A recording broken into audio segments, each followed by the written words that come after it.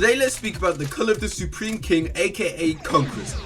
Today I want to go over 3 main points. First point being why certain people have Conquerors Haki and certain people don't. Number 2 being why no Marine should have Conquerors Haki apart from less than 5 exceptions I'll say-ish. And number 3 possible candidates to have Conquerors Haki in the future. One Piece is a show about dreams and wills, and a common theme is the stronger the will in the dream, the stronger the character. This is shown all the time when NPCs get knocked out by Color of the Supreme King. You will never see that happen to a strong character unless they come against a powerhouse like Shanks. Color of the Supreme King is simply having a will strong enough to be pushed out in the form of Conquerors Haki. It's said that those who have Conquerors Haki have the qualities of a king. Going over all the traits that make someone a king would be such a drag, but I found 2 undeniable, well maybe one's deniable, traits of people with Conquerors Haki. Let's go over them. And number 1 is having great ambition. For Luffy's becoming the pirate king.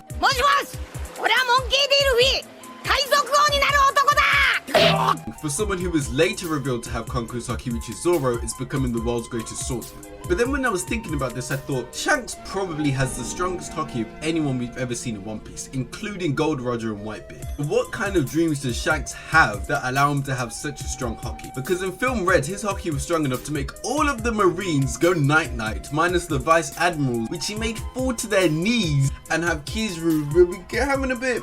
He wasn't scared, I would say, but he was shaken, not stirred. Don't know what that means. I just felt like saying it, bro. So what kind of dreams does Shanks have? Because we know he's interested in the One Piece from what he said to Ben Beckman in Wano. But everyone who wants the One Piece just wants it so that they can later attain something. So what does Shanks want? Now this second trait isn't noticed much by people, but I've got 3 main candidates that have shown this perfectly. One being Gold Roger, one being Monkey D. Luffy, and I feel silly putting him in the same conversation as these 2, but Eustace Kid. Kid and Luffy were both imprisoned by the Beast Pirates and were only going to be set free if they agreed to be subordinates of Kaido. And they both refused, unlike other Worst Generation members such as Appu, X-Drake and Hawkins. So what would I say this trait is? I would say it's Indomitability. How the fuck do you say that word? Indomitability?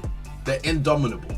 There we go, there we go. They weren't so weak-willed that they were bent to Kaido's will, and in fact they opposed him and eventually escaped. And then we had Gold Roger, who was face to face with Shiki the Lion, a former member of the strongest ever pirate crew, the Rocks Pirate. And when Shiki asked Roger to be his right hand man, Roger refused that shit right in his face and said no. And this is why I don't see any Marine, apart from the ones I'm going to speak about in a second, having Conquerors Haki, because their will is often dictated to them by the government and told what they should do. Apart from these few people, I think there's 4.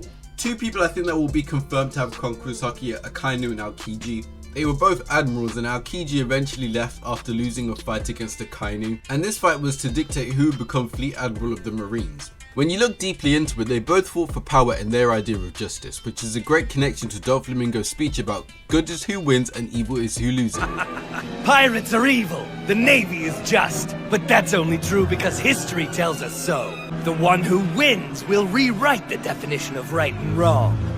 They'll decide the future and how the past is written. Will justice prevail?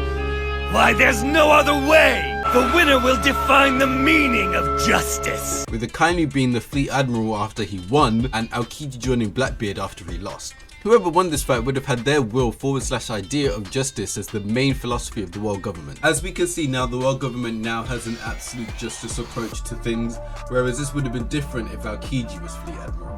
The motto I've always lived by as a Marine is total slovenly justice. Then our judgment was right! As for Kizaru, he very much doesn't have Conquerors Haki. He, in fact, looks to be told what he should do. I feel like he's too laid back and too lazy to actually think for himself. Sengoku is the only Marine confirmed thus far that has Conquerors Haki on his Viva card, but we'll see in the future. And then another Marine that I think will be confirmed to have Conquerors Haki is Garp. Now Garp was only Vice Admiral, but that was completely by choice. He was offered the position of being an Admiral, but in fact declined it because he didn't want to work under the Celestial Dragons, which show his will isn't weak enough to bend to the will of the government. He's very much a free dog and does whatever he wishes, and this is shown with the recent manga chapters showing Garp going after Blackbeard, even though it's confirmed you need permission from the Fleet Admiral to fight a Yonko. So Garp just really doesn't give a shit. He has a will of his own and isn't dictated by what others tell him to do, although this is kind of contradicted, the word is, where he lets Ace be executed, although deep in his heart he didn't want Ace to die. With all of this being explained, who are some people I think will have Conquerors Haki later in the show? I've got 3 people, and the first one we'll speak about is Trafalgar Water D Law. Is that his name?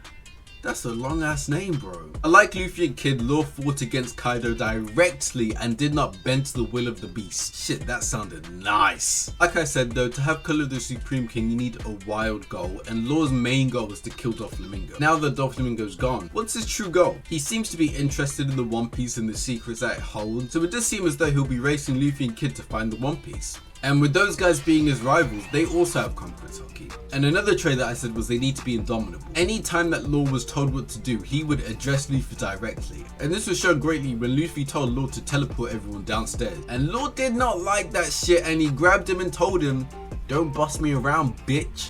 So I think Law should definitely be confirmed later to have Conquerors Haki, and I'll be kind of disappointed if he doesn't, I'll be honest. And the next 2, I have Smoker and Kobe. Now you're probably thinking, Smoker? I know the guy takes L's, bro. The thing is though, Smoker has shown multiple times he's able to make his own judgment.